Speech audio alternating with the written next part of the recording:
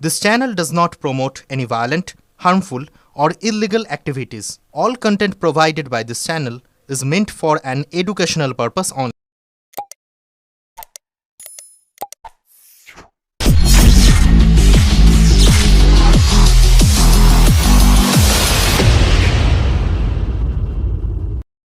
আজকে তো মারা যায়নি, মারা তো গেছে 6 বছর হয়ে গেছে। 6 বছর পর ভূতে উৎপাত করছে। এতদিন কোথায় ছিল ভূতটা, সেটা আমরা জানতে চাইছি। তাহলে একটা জলজ্যান্ত জোয়ান মেয়ে চলে গেল, সে হয়ে গেল। তারপর মারা যাবার 2 মাস পরে ওদের বাড়ি ঠিক উল্টো দিকে রানু বলে একটা মেয়ে ছিল, ওর মা ছিল, ওই মহিলাকে ধরলো, ভদ্র মহিলাকে। তো উনি তখন অসুস্থ হয়ে পড়লো, বাড়ির সবাই একে একে অসুস্থ হয়ে পড়ছে। তারপর হলো কি, এরা বলছে কি নাটক করছে, দিয়ে ওই বাড়িতে এরা সবাই মিলে, ফ্যামিলিটা মিলে অত্যাচার করে ওদেরকে এত অত্যাচার করলো, ওরা ভয়ে অসুস্থ হয়ে বাড়ি বিক্রি করে চলে গেল। ওনাদের কাছেই জানতে চাইছি। আজকে বলছে গয়া গিয়েও পিন্ডি দিয়ে আসো, ও বলছে গয়া গিয়ে পিন্ডি দিয়ে আসো। ওর মারা যথেষ্ট কাজ করেছে। আজকে ওদের বাড়ি শুধু লোককে নিয়ে গয়া গিয়ে পিন্ডি দিয়ে আসবে, এদের বাড়ি শুধু লোককে, পাড়া শুধু লোককে নিয়ে গয়া গিয়ে পিন্ডি দিয়ে আসবে। ওটাই বলছে যে ওই এমআই মেয়ের নাম উঠছে, আমি মানু, আমাকে এরকম ভাবে মেরেছে, আমাকে এইভাবে আমাকে কষ্ট দিয়েছে, আমাকে মারতো, টর্চার করতো, চুল কেটে দিয়েছে, আমাকে বাধ্য করেছে ওরা সুইসাইড করতে, এইসবই বলতো। আমি এইভাবে মরেছি, আমাকে ওরা ভালোবাসতো না, এইসবই বলতো। সেটা দিত না।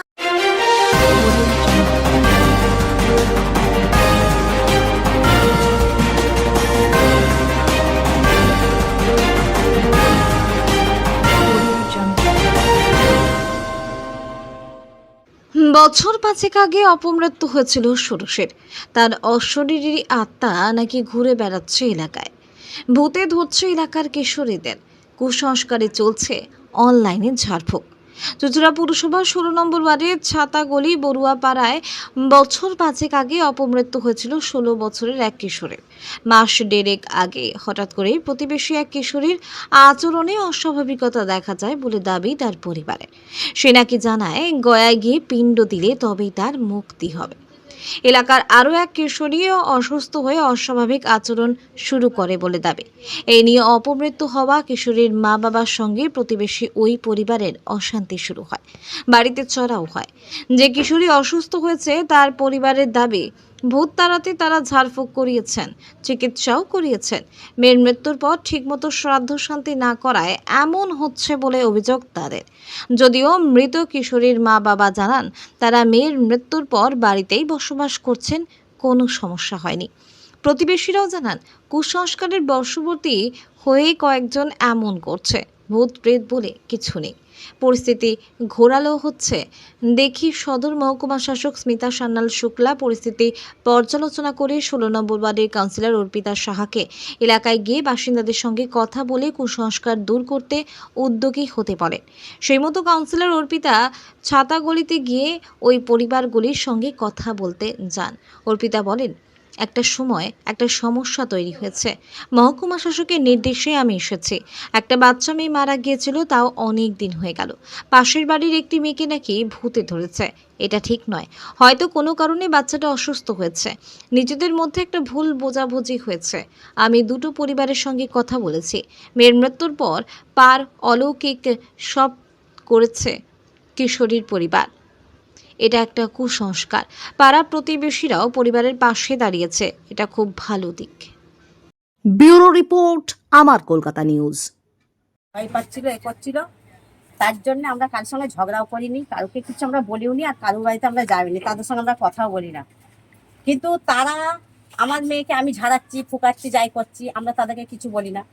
কিন্তু এখন ওরা আমার মেয়েকে বাড়ি থেকে নিয়ে গিয়ে ওদের ঘরে নিয়ে গিয়ে বাচ্চাটাকে মেরেছে, পাঁজা কলা করে হাত করে মেয়েটাকে ঘর থেকে আমার টেনে নিয়ে গিয়ে মেরেছে। তোমরা কোথায় ছিলে তখন? আমরা বাড়িতেই ছিলাম। বললো বাড়িতে নিয়ে যায়, গিয়ে কি জিজ্ঞেস করবে না, নিয়ে গিয়ে মেয়েটাকে পাঁজা কলা করে দরজা বন্ধ করে আমার মেয়েটাকে মেরেছে। আমরা কেস করতাম, মিথ্যে কথা বলছি, মিথ্যে কথা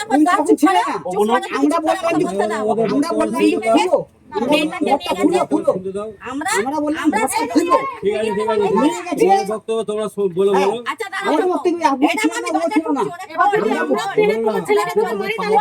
ছিল কেউ মেয়েটাকে সকালবেলা আমরা দেখলাম কলে জল পড়ছিল, ভালো মেয়েটা কিন্তু খারাপ ছিল না, মেয়েটা হঠাৎ করে মারা গেল। আমরা আজও রহস্যই রয়ে গেছি যে মেয়েটা কেন মারা গেল, তার হদিশ এখনো পাওয়া গেল না। দিনের পর দিন বাবা মায়ের নিশ্চয়ই কিছু ব্যাপার ছিল, না একজন কেন আজকাল একটা পিঁপড়েও রাস্তায় পায়ে মারালে তবে মরে, এমনি তো মরে না। তাহলে একটা জলজ্যান্ত জোয়ান মেয়ে চলে গেল, সে হয়ে গেল তারপর মারা যাবার 2 মাস পরে ওদের বাড়ির ঠিক উল্টো দিকে রানু বলে একটা মেয়ে ছিল, ওর মা ছিল, ওই মহিলাকে ধরলো, ভদ্র মহিলাকে। তো উনি তখন অসুস্থ হয়ে পড়লে, বাড়ির সবাই একে একে অসুস্থ হয়ে পড়ছে। তারপর হলো কি, এরা বলছে কি নাটক করছে, দিয়ে ওই বাড়িতে এরা সবাই মিলে, ফ্যামিলিটা মিলে অত্যাচার করে ওদেরকে এত অত্যাচার করলো, ওরা ভয়ে অসুস্থ হয়ে বাড়ি বিক্রি করে চলে গেল। এতদিন ধরে আমরা কেউ কিছু বলিনি। তারপরে হলো কি, এই বাড়িতে একজনকে এক ভদ্রমহিলা অসুস্থ হয়ে পড়লো, সেটা আমরা জানি না। তারপরে আমাদের বাড়ির মেয়ের কথা আমরা বলি, আমাদের বাড়ির একটা বাচ্চা মেয়ে, তার বয়স 13 কি 14 হবে, সে হঠাৎ অসুস্থ হয়ে পড়ছে। এবার হঠাৎ করে অসুস্থ হয়ে পড়ছে, আমরা তাও কাউকে বলিনি যে কেন অসুস্থ হচ্ছে, কি বৃত্তান্ত। দেখুন আমার বাড়ির বাচ্চা হচ্ছে, আমি তার মর্মটা, বাচ্চাটা হঠাৎ করে চিৎকার করছে, গলা টিপে ধরছে, আমার গলায় ব্যথা করছে, খেতে পাচ্ছে না। আপনি তাকে দেখলে বুঝতে পারবেন সে অসুস্থ, তার চোখের তলায় দাবনাগুলো কাল সেটা পড়ে গেছে। একটা বাচ্চা তো কেউ আর ইচ্ছা করে করবে না। এবার সে যেটা বলছে আমরা সেটা বিশ্বাস করছি। ও বলছে, ও নানা রকম কথা বলছে, এবার ওদের বাড়ির মেয়েটার কথা বলছে যে আমি ওই মানুষ এইসব বলছে। এবার আমরাও বিশ্বাস করি, তাই এবার আমরা দেখুন, ও বাচ্চা মেয়ে, ওর কথা আমরা তো ওনাদেরকে কিছু বলতে চাইনি যে তোমরা এসো বা কিছু, ওরা কোনোদিন বলতে পারবে না। সেদিন কি হয়েছে কি, 3-4 সপ্তাহখানেক হবে না ঘটনাটা, আমাদের বাড়ির মেয়েটা অসুস্থ হয়ে পড়েছে। ওরা হঠাৎ করে বাড়ি থেকে ওর বাবা মা আর উনি ভদ্রমহিলা এসে একটা লাঠি নিয়ে এসে আমাদের বাড়ির ভেতর ঢুকে গেছে। ঢুকে গিয়ে আমার বোনের মেয়েটা, ছোট মেয়ে, তাকে এরকম ভাবে হাতটাকে ধরেছে, ধরে ওই ওর ছেলেটা টানতে টানতে বাড়ি থেকে নিয়ে গেছে। আমার বাবা মা ছিল আর বাচ্চাটাকে নিয়েছিল, আমি বাড়িতে ছিলাম না, আমি বাড়ির বড় মেয়ে, আমি বাড়িতে ছিলাম না। তাকে এরকম করে ধরে বাড়িতে নিয়ে গেছে, ঢুকিয়ে দরজা বন্ধ করেছে, করে ওকে মারছে। মারলো কেন হঠাৎ? মারছে, বলছে তুই নাটক করছিস। আপনারা কি মনে করছেন যে ভূত আছে? ভূত আছে কি আছে সেটা তো পরের কথা, তার একটা সমস্যা তো যাবো হয়েছে তো সমস্যা, নাহলে একটা বাচ্চা মেয়ে তো নিশ্চয়ই পাগল হয়ে যাবে না, সে তো পাগল না। সমাধান চাইছি, আর কিছু চাইছি কি হবে না। সেটা কিভাবে হবে? এবার কিভাবে হবে সেটা ওরাও বলুক, আমার বাড়ির লোকও বলুক, আমার মেয়ে বলুক, যাকে ধরছে তারাও বলুক। আমার কি চাইছেন আপনারা, কি চাইছেন? 14 বছরের মেয়ে, সে কি নাটক করতে পারে? আপনি বলুন। দিন দিন সেই মানুষটা অসুস্থ হয়ে যাচ্ছে, হাত পা বেঁকে যাচ্ছে, চোখে জিনিস ডাক্তার দেখিয়েছেন? ডাক্তার দেখাচ্ছি, কোনো কিছু হচ্ছে না, রোগ ধরা পড়ছে না, কিছু পড়ছে না। এদিকে চোখের তলায় দিন দিন কালি পড়ে যাচ্ছে, রোগা হয়ে যাচ্ছে, খেতে পারছে না, ভুলভাল বকছে, স্কুলে যাচ্ছে না? অসুস্থ মানুষ কি করে স্কুলে যাবে? সে যখন ওইরকম হচ্ছে, ওর যখন বিগাড় উঠছে, ও বলছে আমার এই এটা হচ্ছে, কতদিন ধরে হচ্ছে? মাস ধরে। কি বলছে বিগাড় উঠলে কার নাম নিচ্ছে? ওটাই বলছে যে ওই এমআরই মেয়ের নাম উঠছে, আমি মানু, আমাকে এরকম ভাবে মেরেছে, আমাকে এইভাবে আমাকে কষ্ট দিয়েছে, আমাকে মারতো, টর্চার করতো, চুল কেটে দিয়েছে, আমাকে বাধ্য করেছে ওরা সুইসাইড করতে, এইসবই বলতো। আমি এইভাবে মরেছি, আমাকে ওরা ভালোবাসতো না, এইসবই বলতো। এখন কি চাইছে? পিণ্ড চাইছে এখনো বলছে আমাকে পিণ্ড দাও, আমি চলে যাব। আমার আর কোনো ইয়ে নেই, আমাকে পিণ্ড দাও, আমি চলে যাব। আপনারা কি এগুলো বিশ্বাস করেন? 100 বার বিশ্বাস করি। কেন আমার মেয়ে তো আর নাটক করতে পারে না, ওইটুকুনি মেয়ে, ও কিভাবে মরেছে, কি কারণে মরেছে, কিভাবে টর্চার করতো, আমরা জানি। 5 বছর আগের ঘটনা। 5 বছর আগের ঘটনা, তখন আমার মেয়ে আরো ছোট, আমার মেয়ে তখন এখানে থাকতোও না। আমার বাড়ি হচ্ছে তোমার বালিতে। যেগুলো বলছে সেগুলোর সাথে মিলছে আপনার? 100 বার মিলছে, 100 বার মিলছে। আমার মেয়ে তো জানেও না কি ব্যাপার, কি বৃত্তান্ত, সেই কিভাবে মরেছে, কোথায় মরেছে, কি কারণে মরেছে, আমার মেয়ে সব বলছে। আজকে তো মারা যায়নি, মারা তো গেছে 6 বছর হয়ে গেছে। 6 বছর পর ভূতে উৎপাত করছে, এতদিন কোথায় ছিল ভূতটা, সেটা আমরা জানতে চাইছি, ওনাদের কাছেই জানতে চাইছি। আজকে বলছে গয়া গিয়েও পিন্ডি দিয়ে আসো, ও বলছে গয়া গিয়ে পিন্ডি দিয়ে আসো। ওর মারা যথেষ্ট কাজ করেছে, আজকে ওদের বাড়ি শুধু লোককে নিয়ে গয়া গিয়ে পিন্ডি দিয়ে আসবে, এদের বাড়ি শুধু লোককে, পাড়া শুধু লোককে নিয়ে গয়া গিয়ে পিন্ডি দিয়ে আসবে, সবাইকে নিয়ে যাবে, সম্ভব মানুষের পক্ষে? 6 বছর পরে এরকম নাটক করছে এরা, দীর্ঘদিন ধরে একই নাটক করে যাচ্ছে। আজকে ওর মেয়ের যদি অসুস্থ হয়, ডাক্তার দেখাক, বা ভূতে ধরছে, ওঝা ছাড়াচ্ছে, বলছে কৌটো দিয়ে ভূত বেরিয়ে যাচ্ছে। এটা কোনো কথা হলো? কৌটো দিয়ে ভূত বেরিয়ে যাচ্ছে? ওঝা এসেছিল এখানে? হ্যাঁ, আমরা আমাদের সামনে আবার লাইভ, মানে মোবাইলের মধ্যে ভূত ছাড়ানো হচ্ছে অনলাইন। এটা আবার কোনো কথা হলো? অনলাইন ভূত ছাড়ানো যায়? অনলাইন ভূত ছাড়াচ্ছে, ভূত নাকি কৌটো দিয়ে বেরিয়ে চলে যাচ্ছে, কৌটো দিয়ে ভূত নাকি আবার জোড়া পুকুরে পুঁতে দিয়ে আসা হচ্ছে। আপনারা বলুন এটা কেমন বক্তব্য? না, কি মনে করছেন কেন এরকম করছে? অন্য কোনো অভিসন্ধি আছে?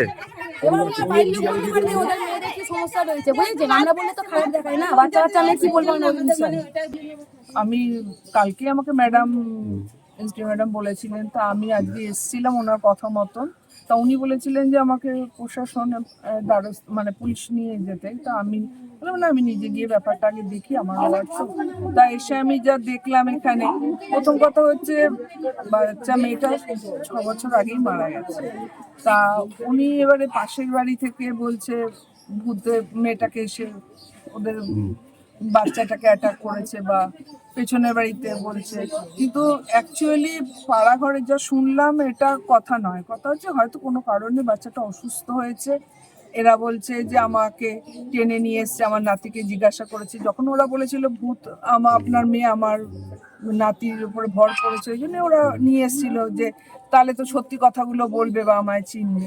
যাই হোক, নিজেদের মধ্যে একটা ভুল বোঝাবুঝি হয়েছিল, যেটা আমি আসলাম, আমি বুঝলাম, দুজনকেই বলে গেলাম যে ভূত বলে কিছু নয়, তাহলে তো এখন হঠাৎ কেন হবে। আর ওনারা যথারীতি সেই সঙ্গেই যে অকাল মৃত্যুর যে কাজগুলো হয় সবই করেছেন। পাড়া প্রতিবেশীও বলছেন না ওনারা এই কাজগুলো সব করেছে বা আমরাও ওনার পাশে আছি। উনি এত ঝামেলার মধ্যে উনি ছিলেন না। মাধব মাল যিনি কথাগুলো বলছেন, সব কথাগুলো পাড়া প্রতিবেশী থেকে জানতে পারলাম সবকিছু সত্য নয়। যাই হোক, প্রদীপ দাস যিনি আছেন মৃত কন্যার পিতা, তা উনিও বললেন, শুনলাম, দুজনকেই বলে গেলাম যে আপনারা মানে একটা কুসংস্কারকে নিয়ে নিজেদের ভেতরে অশান্তি যাতে না হয়। একটা কুসংস্কার এটা। আত্মা আছে, কিন্তু আত্মা অবিনাশ এটা আমরা সবাই জানি, কিন্তু তাই বলে 6 বছর পরে সে আত্মা এসে ঘুরবে। হ্যাঁ, যদি কাজ না করতো তাহলে এগুলো কিছুটা, আমরা যেমন এখনো পর্যন্ত তো আমরা বাঙালি, তো আমরা এইসব নিয়ে একটু তো থাকি। তা সেই জায়গাটা দাঁড়িয়ে 6 বছর পরে মনে হয় না যে ওনারা যেসব প্রিপারেশন গুলো নিয়েছে তার মধ্যে এটা থাকতে পারে, আমার মনে হয় না। যাই হোক, দুজনকেই বলে গেলাম, দুজনের কথাই শুনলাম, যাতে কোনো রকম যাতে এখানে কোনো এইসব নিয়ে সমস্যা আর না হয়। তবে আমার মতে যে মৃত যে পিতামাতা, মৃত কন্যার পিতামাতার পাশে পাড়ার সবাই যেভাবে রয়েছে, পাড়ার সবাইকেও আমি অনেক ধন্যবাদ জানাই যে আজকে এসে দেখলাম যে না, অসহায় মানুষের পাশেও আজও মানুষ থাকে।